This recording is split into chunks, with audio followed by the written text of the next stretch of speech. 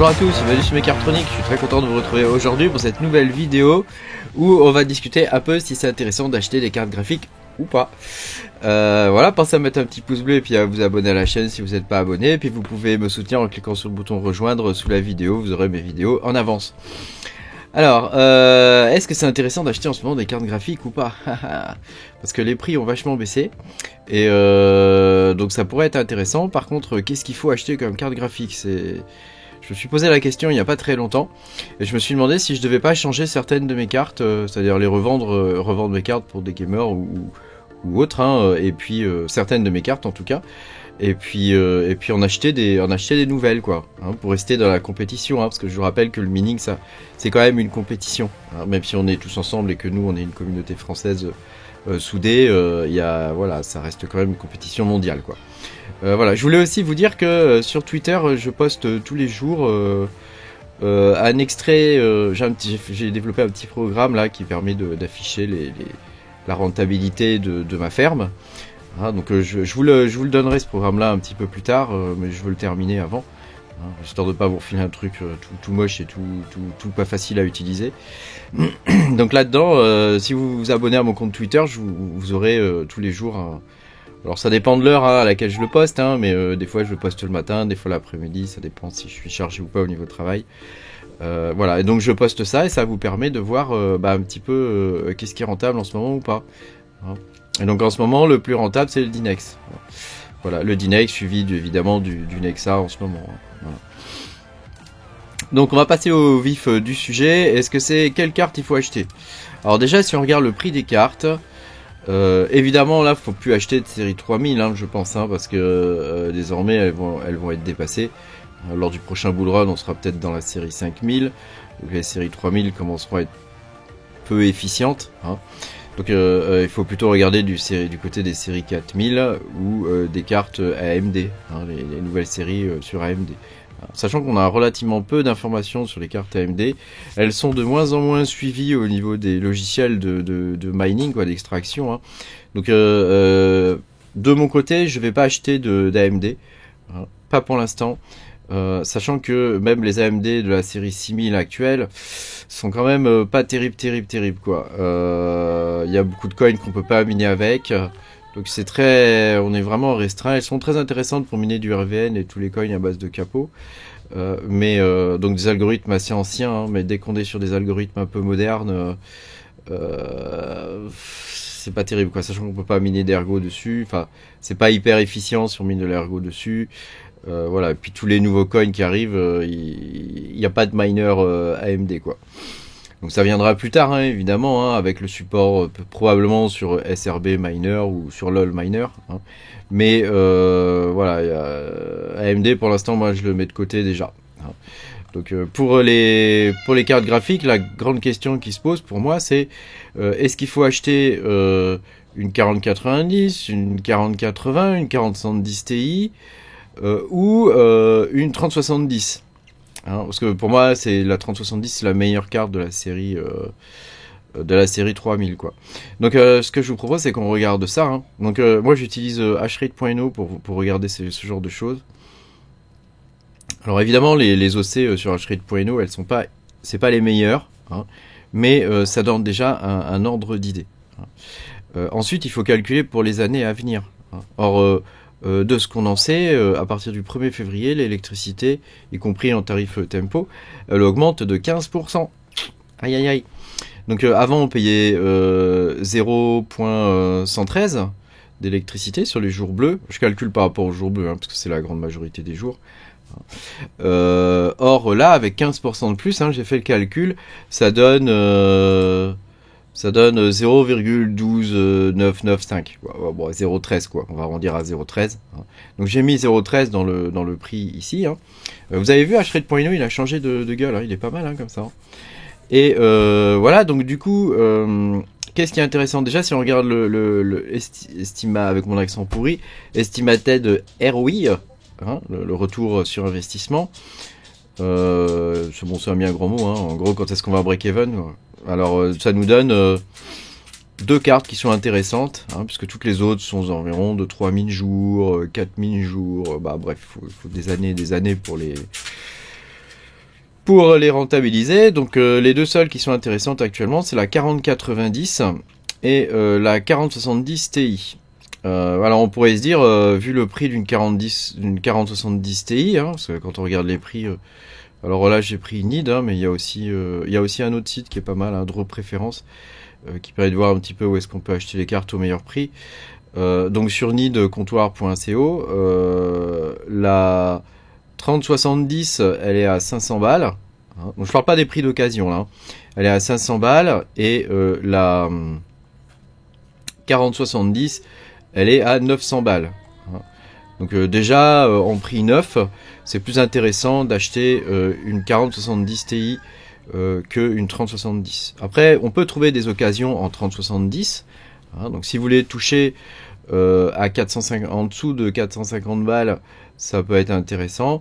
Moi je dirais plutôt faut essayer de les toucher entre 300 et 350 balles quoi à peu près, hein. Sachant que moi j'ai regardé sur le Bon Coin, au final il n'y a pas grand cas quoi, on trouve pas grand chose, hein, sur le Bon Coin, hein, au niveau des cartes graphiques, hein. Au final c'est un petit peu limité ce qu'on trouve et je pensais qu'il y aurait beaucoup plus de cartes sur le marché, mais c'est pas le cas. Je pensais qu'on en trouverait beaucoup plus. Alors on trouve des AMD un petit peu, mais les bonnes cartes, c'est-à-dire les 3070, pas facile à trouver quoi. Donc pour en revenir au sujet, hein, est-ce que c'est mieux d'acheter deux 3070 ou une 4070 Ti? Ah bah la question elle va être vite répondue. Regarde, la 4070 Ti elle te rapporte en profit journalier actuellement, hein, bien sûr c'est avec les chiffres actuels, hein, mais je veux dire, ça donne quand même une idée sur la suite, hein.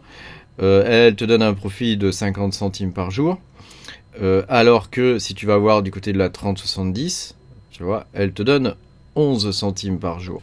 Donc tu vois qu'il y a un gap en termes d'efficience là, qui est vraiment d'efficience et de puissance, hein, qui est vraiment important, hein, puisque déjà en revenu elle est à 60 centimes alors que la 4070 elle est à 1,07 $, pardon.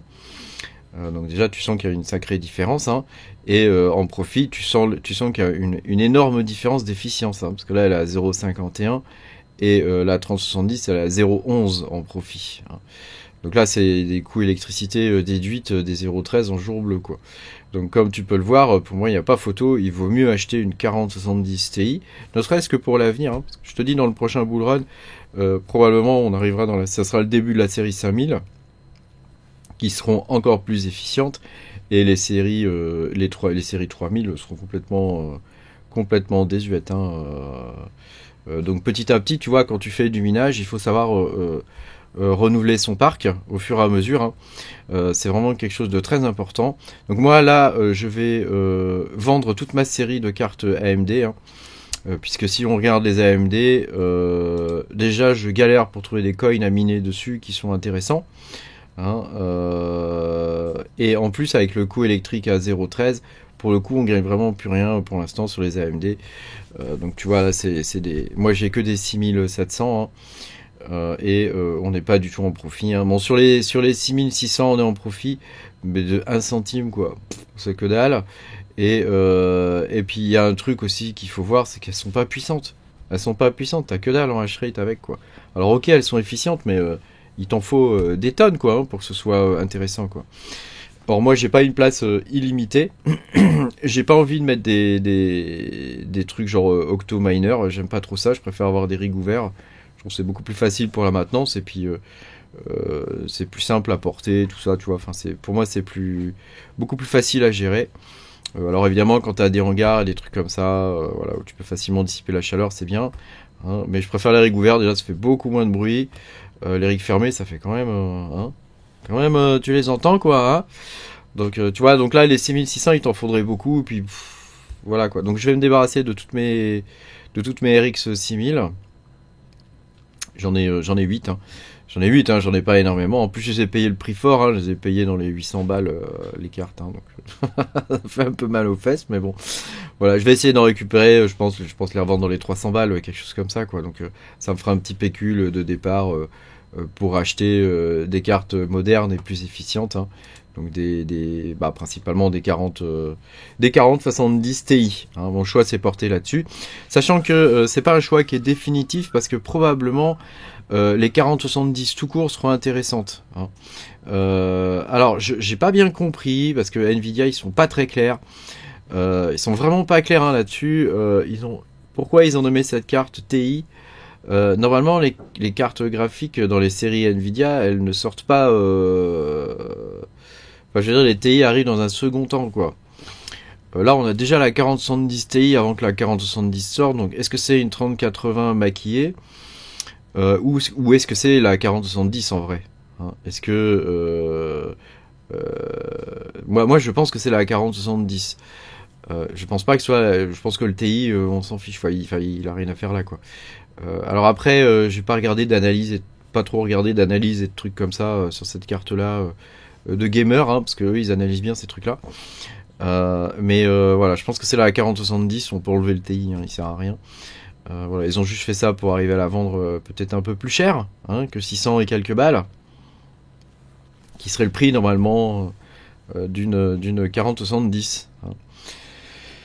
Voilà, après, bon, bah, c'est comme ça, hein, je veux dire, faut faire avec, hein. Moi, je pense que il faut prendre des Nvidia parce que la plupart des coins intéressants qui vont sortir, ils vont sûrement faire appel à de l'intelligence artificielle.